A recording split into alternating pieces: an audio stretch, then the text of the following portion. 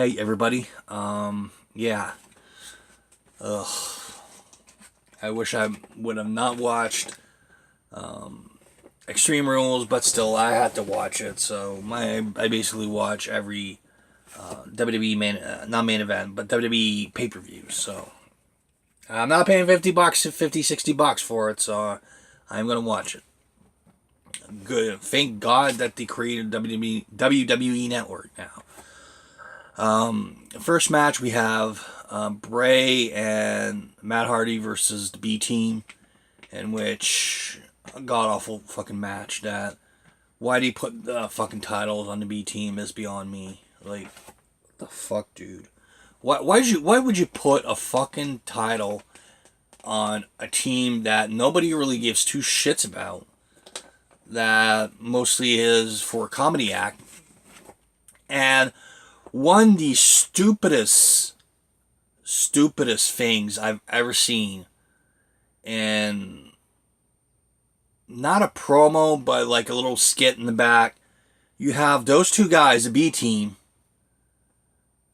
basically offering Roman Reigns, like, if you win, we're going to do this, that, and like, Roman Reigns, get the hell out of my way, or I'm going to kick your ass or something like that.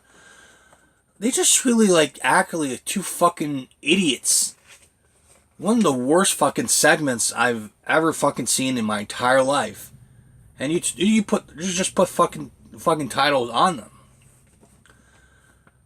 Man, you have so many amazing tag team in that company. And the only tag team you thought of giving the fucking titles to was the B Team. Finn Balor versus Constable Baron Corbin. Finn Balor wins the match. Really nothing amazing of a match, just really there. Finn Balor really deserves a hell of a lot more than what he's getting right now, but yeah. Asuka versus Carmella. Please, WWE, I'm begging you. Just send Asuka back to NXT. You fucked her up enough. She deserves a hell of a lot more than what she's getting. I just really have a tear in my eye. Because after she lost to Charlotte at WrestleMania, it all went down the shitter. And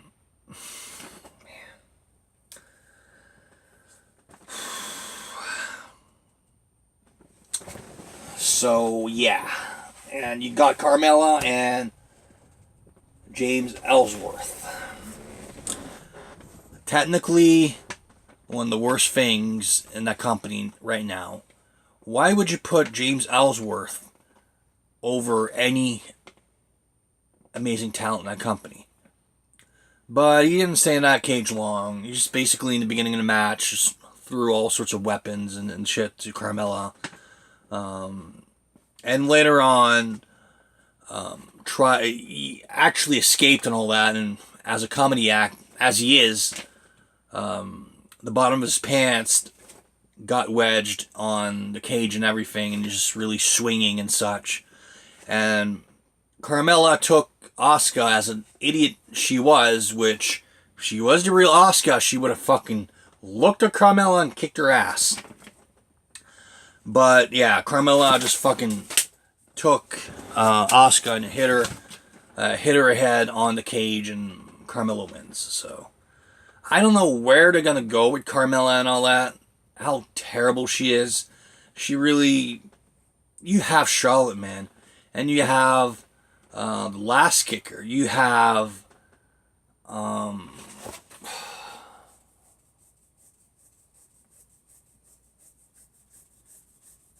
you have the daughter of Ric Flair, and you barely do anything with her.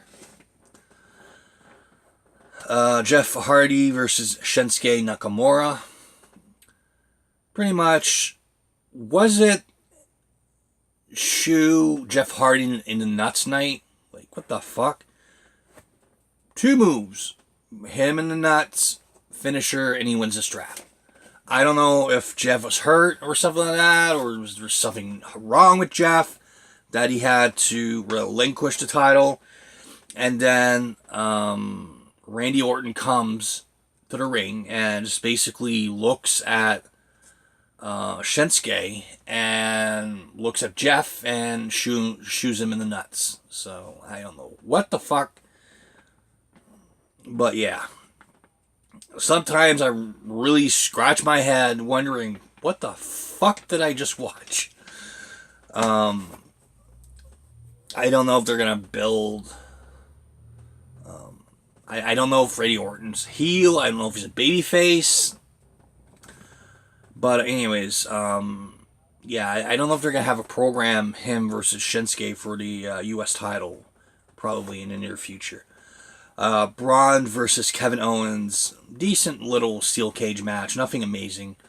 A couple of spots and all that. You have Kevin Owens handcuffing Braun Strowman. Braun Strowman escapes from there, and they go way up, and then basically throws Kevin onto the table, and you can actually see like the cushioning that they have and everything. But yeah, the match went back and forth, mostly for Braun and everything, just Kevin trying to escape and such. But really, like a finish that you don't see a hell of a lot.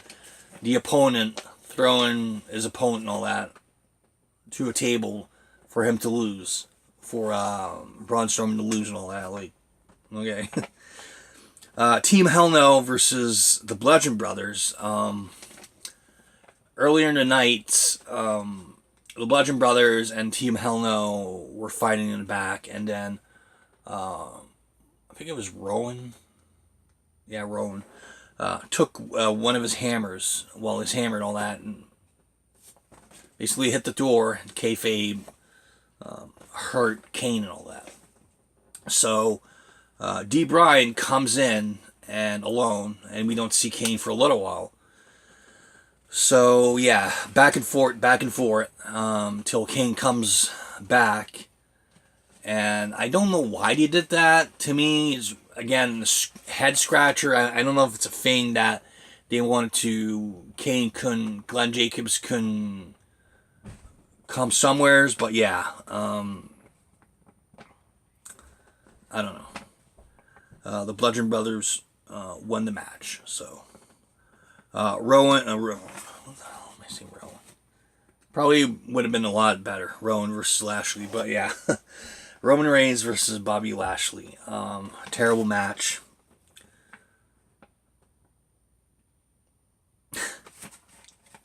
Man, what can I say about the match? Again, back and forth, until out of nowhere, Lashley just really spears Roman and wins the match. I don't know if he's going to go to the main event at WrestleMania against Brock Lesnar. I don't know. Nia Jax versus Alexa Bliss for the Women's Championship. Wow.